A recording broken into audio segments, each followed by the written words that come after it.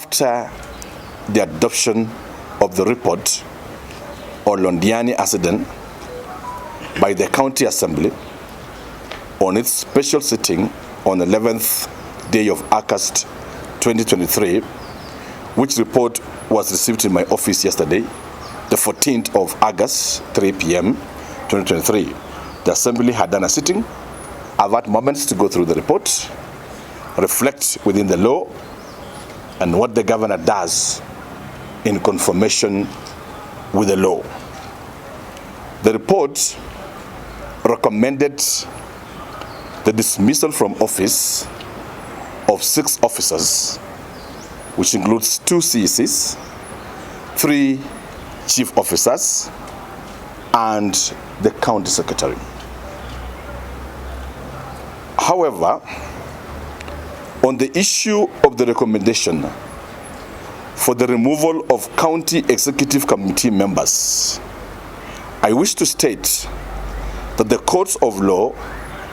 have on various occasions pronounced itself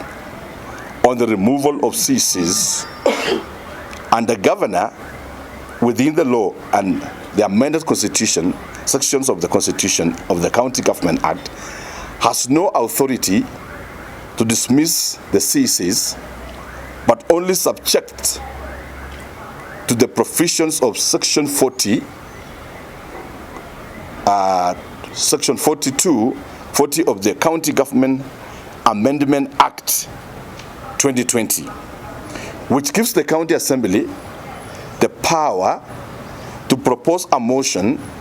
requiring the dismissal of a county executive committee member. The only option on this matter then is that this morning I've written to the Assembly to be able to comply by the Section 40 of the Constitution, which requires them to form a select committee leading into the impeachment of the CC, and thereafter then gives the governor powers to remove the CC from the office, because the law says that after the impeachment motion goes successfully, the governor shall comply within 2 days with what the Assembly has given out. So on the matters of dismissal of the CCs, I have returned to the County Assembly of Kericho to be able to follow Section 40 of the Constitution County Government Act and follow that procedure of impeachment, because the committee we had was an ad hoc committee which was looking into the accident, the victims, and all that. So, to impeach the CCs is provided in the Constitution through what we call a select committee of the Assembly that gives powers to the governor. The Constitution amended this act so that it gives legitimacy to devolve units and also protect the CECs from malicious attacks, from not acting unfairly, but to give everyone a fair hearing. It is out of this concern then that I returned then the report to the Assembly,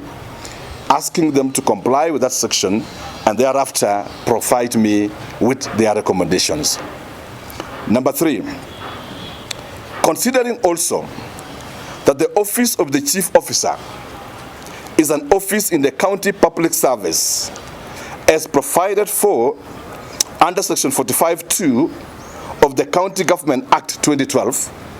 it behoves upon me to forward the names of implicated chief officers to the County Public Service Board to undertake the necessary disciplinary action as per the recommendations of the report and the prevailing law. Basically, what I'm saying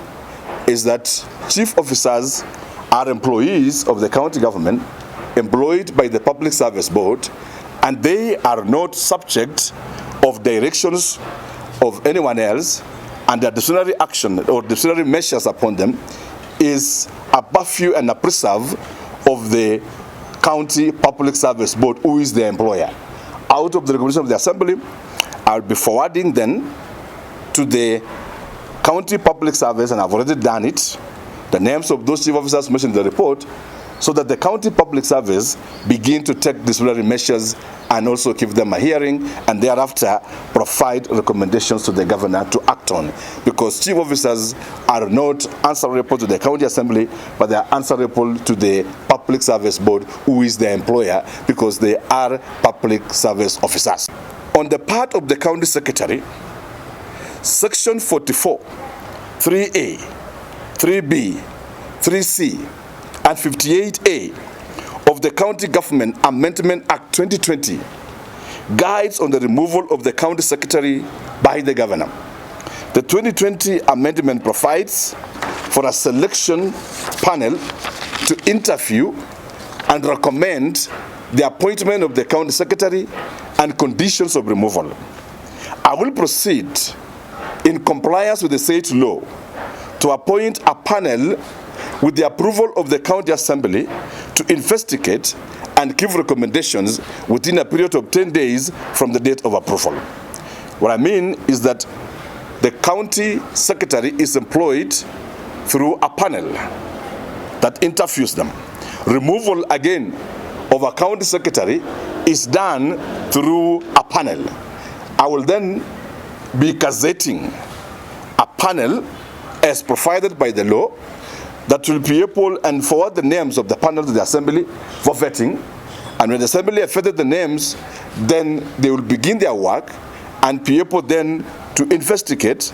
into the allocations mentioned, and within a period of 10 days from the date of the approval, be able to give me recommendations on how to proceed.